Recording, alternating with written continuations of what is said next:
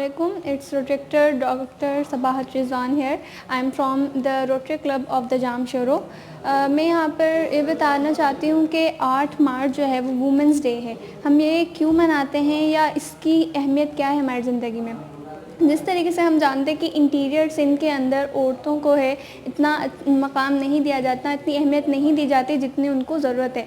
ना उनकी एजुकेशन पे इतना फोकस किया जाता और ना ही उनको इज़्ज़त दी जाती. बात ये है कि अब यहाँ हम देखते जा रहे हैं कि सुसाइड जो हैं वो बढ़ती जा रही हैं. इसकी ख़ास तौर पर वजह क्या है कि आपके घर में मेंटली टॉर्चर किया जा रहा है. ठीक है, आपके जो हस्बैंड है या आपके फादर ले लें, आपके भाई या फिर आपकी कोई भी फैमिली मेंबर है, वो आपको मेंटली टॉर्चर कर रहा है या आपको तंग कर रहा है किसी तरीके से, तो आपका जब कोई आपकी बात नहीं सुनता तो आपके पास क्या रास्ता निकलता है कि आप जो औरतें हैं वो किस तरफ जा रही हैं, वो सुसाइड की तरफ जा रही हैं. लेकिन ये हल नहीं है हमारे पास. दूसरी बात ये आ गई कि इंटीरियर सिंध के अंदर मोस्टली ये देखा जाता है कि हम गाँव वगैरह में चले जाएँ तो छोटे छोटे बच्चों की जो है अर्ली मैरिजेस का यहाँ पर देखा जा रहा है कि यहाँ पे छोटे छोटे बच्चे जो हैं उनकी शादियाँ कर दी जाती हैं. ये बिल्कुल सही नहीं है, क्योंकि हम देखते हैं कि ना तो उनके पास इतनी स्किल्स होती हैं कि वो घर को किस तरीके से चलाया जा सके, ना तो उनको ना वो इतनी एजुकेटेड होती हैं कि वो किस तरीके से अपनी आगे वाली नस्ल को या अपने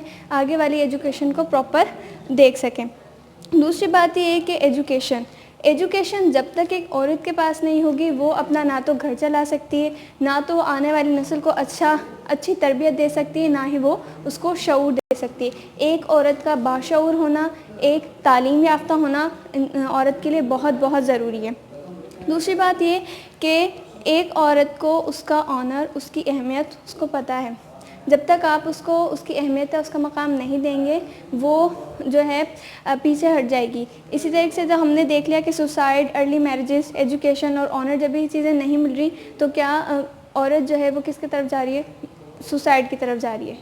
थैंक यू. तो हमें ये चाहिए कि हम जो है औरत का एहतराम करें, उसकी इज़्ज़त करें, उसको वो ऑनर दें, उसको वो एजुकेशन दें और अर्ली मैरिजेस या सुसाइड के तरीके को ख़त्म करें ताकि हम जो है आगे बढ़ सकें. क्योंकि हमारी कौम जो है वो सिर्फ मर्द से नहीं चलती, बल्कि एक औरत भी जो है वो इस कौम को चला रही है.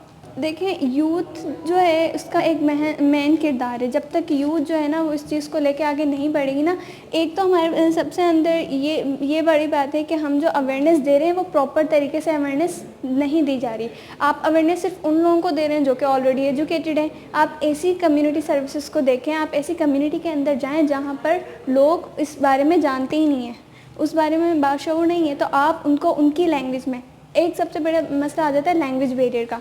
आप जो है इंग्लिश में बात कर रहे हैं या आप वहाँ की उस इलाके की जब तक लैंग्वेज नहीं समझेंगे या उस लैंग्वेज में बात नहीं करेंगे लोगों से, उनको बात समझ नहीं आएगी.